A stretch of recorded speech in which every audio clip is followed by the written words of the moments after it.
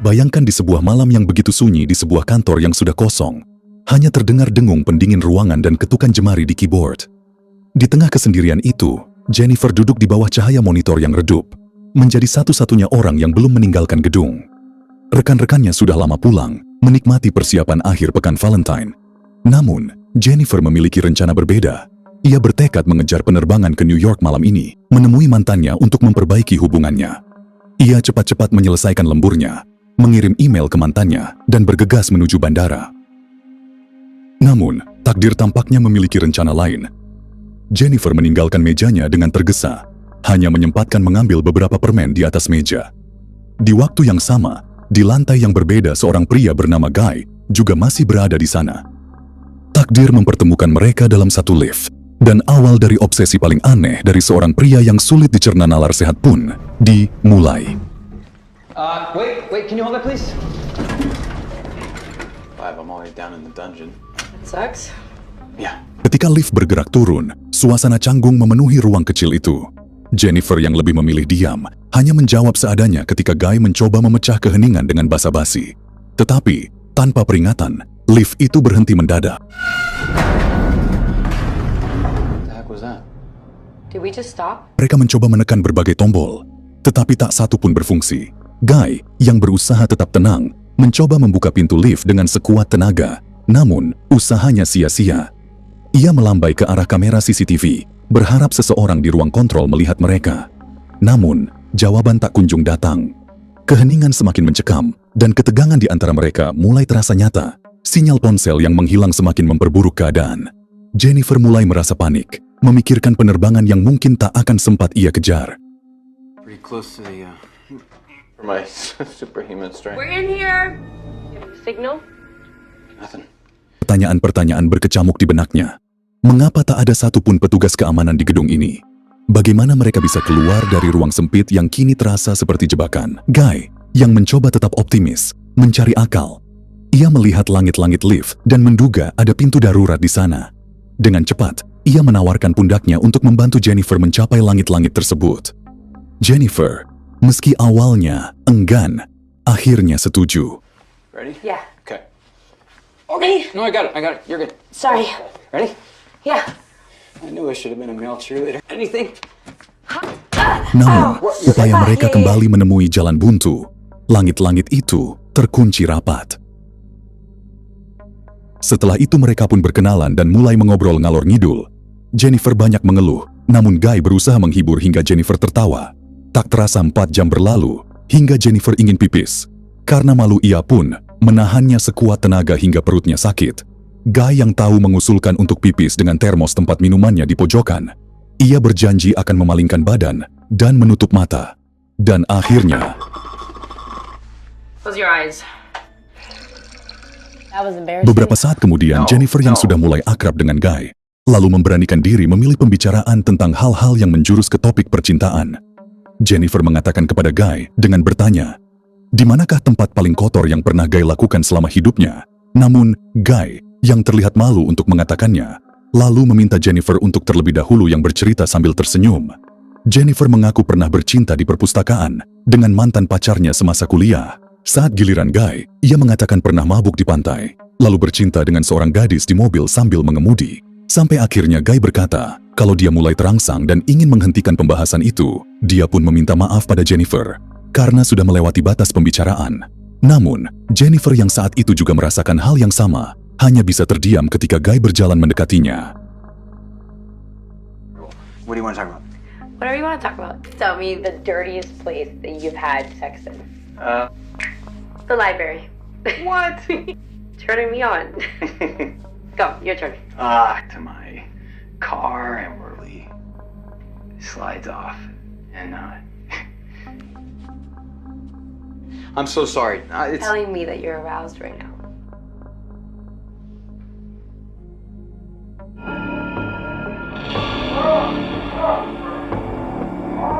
Dan pada akhirnya, saat itu juga mereka saling melepaskan sel elektrokimia, yaitu kutub positif. Dan terjadilah sesuatu yang dilarang. Setelah selesai, Jennifer bilang, anggap saja hanya sebagai pelampiasan sesaat. Perkataan itu menghancurkan Guy. Ia meminta Jennifer melupakan mantannya karena ia yakin dirinya lebih pantas. Jennifer marah, menegaskan cintanya hanya untuk mantannya dan ingin melupakan kejadian di lift. Wajah Guy berubah. Ia mengaku bukan karyawan penting, melainkan seorang petugas keamanan. Guy menunjukkan rekaman CCTV aktivitas Jennifer selama ini, membuat Jennifer shock. Guy mengungkapkan kejadian lift macet ini adalah rencananya. Ia mengeluarkan kunci lift dan membuka blokirnya, lalu menyatakan obsesinya pada Jennifer. Ketakutan, Jennifer mencoba merebut kunci, hingga mereka bertikai, dan Guy terkapar berdarah akibat panel lift yang rusak. Tell you everything. Accountant isn't Guy. And I have noticed you hundreds of times. Know you, Jennifer. Derek knows you. Let me see. Sometimes 8. Building security guard sees everyone. What the fuck, he got the cops on you? Fucking dare you!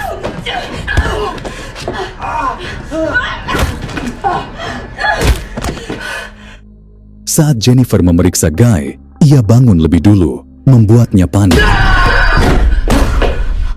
Jennifer semakin tercekam saat Guy mulai membuka kotak hadiah yang ia persiapkan untuk mantannya.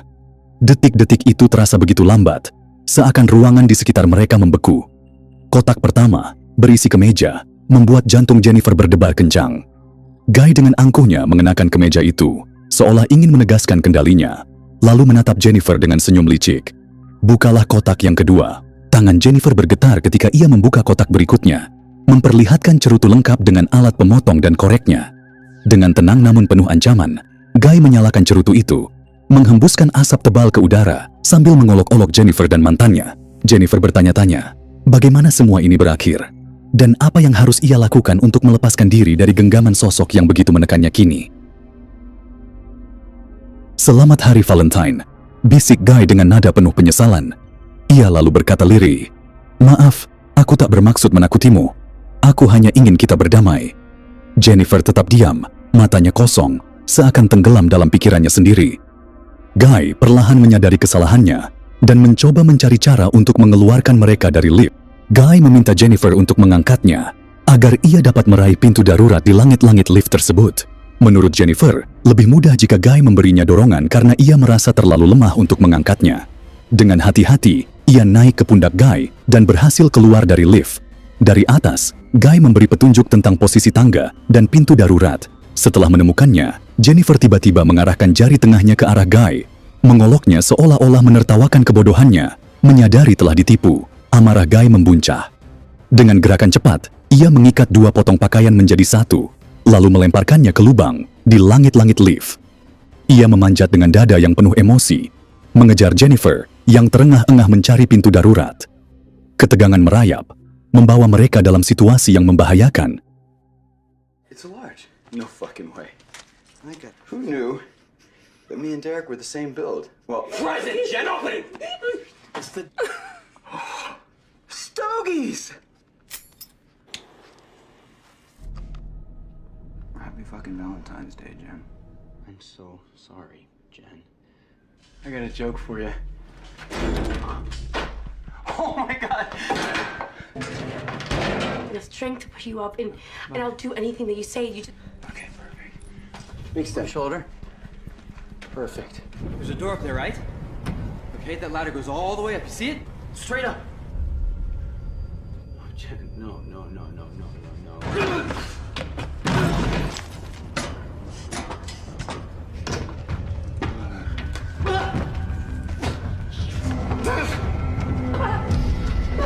Hey, Jen! Hey! Saat pintu darurat berhasil terbuka, Jennifer berteriak meminta pertolongan. Sialnya Guy segera melompat menyambar tubuh Jennifer, dan mereka pun terjatuh dan pingsan. Menyadari keberadaan sprinkler asap di langit-langit, ia menyalakan cerutu, berharap asapnya memicu alarm otomatis. Namun, asap tipis dari cerutu itu tak cukup. Dengan cepat, Jennifer membakar selembar kertas, mencoba menghasilkan asap yang lebih pekat. Saat api membesar, tindakan itu justru memicu risiko yang lebih besar. Asap itu malah membangunkan Guy. Jennifer buru-buru menindihnya, Agar dia terkulai lemas lalu mengikat tangannya ke belakang hingga tak berdaya, Guy memberitahu pada Jennifer kalau alarm kebakaran tidak akan menyala, malah itu hanya membuat mereka basah kuyup dan tersengat listrik. Namun Jennifer mengancam akan menyakiti Guy. Hingga inilah yang terjadi. Secure the fire department. Well, what now? No, Jen. Jen, look at me. No. Stop. Thank you for not disfiguring me. Beberapa saat kemudian, Jennifer mengaktifkan kameranya untuk merekam bukti atas kejadian itu. Ia mengarahkan lensa ke Guy dan mulai menanyai identitas aslinya. Dalam tekanan, pria itu akhirnya mengakui bahwa namanya adalah John Deakins. Dengan kamera terus merekam, Jennifer memaksa John untuk mengungkap semua perbuatannya, termasuk rencana-rencana gelap yang telah ia susun. Did you trap me in here? I didn't trap Tell the truth. Ow! Yes, I trapped you. Hit your head on the ground. Kidnapping. Assault and battery. Why? Why do all of this? Because I wanted to meet you, Jen. Now I'm just a security guard. Waktu berlalu, tak terasa Senin tiba, namun mereka masih terperangkap tanpa pertolongan. Malam itu, seorang petugas keamanan bernama Eddie, yang juga rekan John, datang ke kantor bersama kekasihnya. Ia curiga ketika tak menemukan John, yang seharusnya bertugas menjaga gedung. Eddie mengecek kamera CCTV dan terkejut mendapati John dan Jennifer tak sadarkan diri di dalam lift. Yo, Deakins! John? Hello? Can you hear me in the elevator? Ia segera menggunakan mikrofon terhubung ke gedung, memanggil mereka. Suara itu membangunkan Jennifer, yang segera meminta bantuan. Tak membuang waktu, Eddie bergegas ke lift, meninggalkan kekasihnya yang tertidur di sofa. Get me out of here, please. Hang tight. Yes, please, hurry. People stuck in one of the elevators. I'm gonna go down and see if I can get them out. Sesampainya di luar lift, Eddie mencoba membuka pintu lift secara paksa dengan linggis.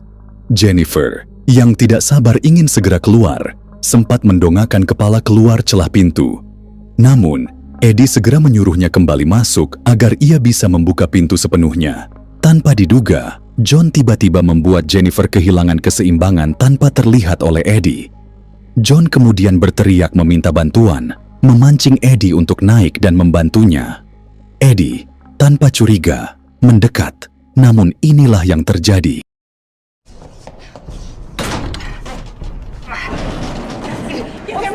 Pull your back, okay? Stay inside the cab. It's not safe. Let me see if I can get this out the rest of the way first. Yes. Okay. Deakins? Sorry, Eddie.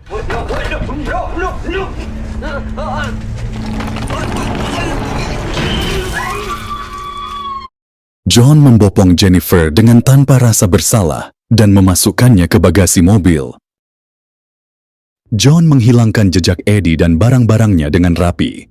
Setelah membersihkan diri, ia mengenakan seragam baru, menyelipkan cerutu di saku, dan berjalan santai ke ruang resepsionis. Di sana, ia memastikan semua rekaman CCTV telah dihapus, menghilangkan segala bukti. Setelah selesai menghapus jejak, John tiba-tiba dikagetkan oleh pacar Eddie, yang bertanya keberadaan Eddie. John dengan enteng menjawab Eddie sudah pindah alam.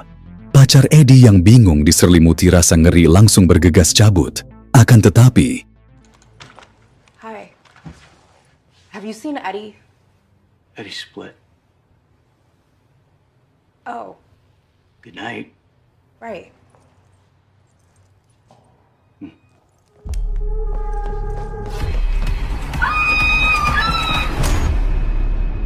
ternyata tak cuma obsesinya yang nyeleneh, John juga seorang psikopat stres. Setelah John yakin kantor sudah dalam kondisi aman dan bersih dari jejak, ia masuk ke mobilnya dan membawa Jennifer ke lokasi terpencil. Di sana, ia mengambil jerigen bensin, menyiramkannya ke tempat sampah yang akan ia gunakan untuk mengakhiri segalanya. Sebelum membuka bagasi, John menatapnya penuh emosi, mengatakan bahwa ia benar-benar mencintai Jennifer dan akan selalu mencintainya. Namun, ia menambahkan dengan getir bahwa mereka tak akan pernah bisa bersama. Saat bagasi terbuka, Jennifer terlihat tak bergerak. John berbalik ke tempat sampah untuk menyalakan api. Akan tetapi, psikopat John tertipu.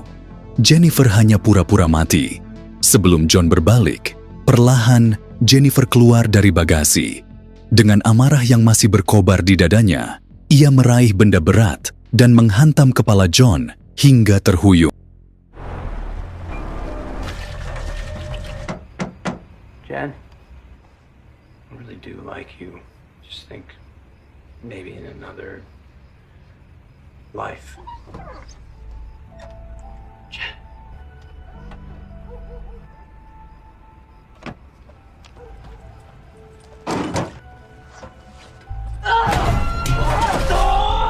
Jennifer langsung masuk ke mobil. Matanya tertuju pada cerutu di dashboard. Dengan dingin, ia memundurkan mobil dan menabrak John dengan keras, membuat tubuhnya terpental masuk ke tempat sampah penuh bensin. Tanpa ragu, Jennifer mengambil cerutu itu dan melemparkannya ke api. Kobaran api melahap segalanya, dan layar kaca menutup dengan akhir film yang tak terlupakan.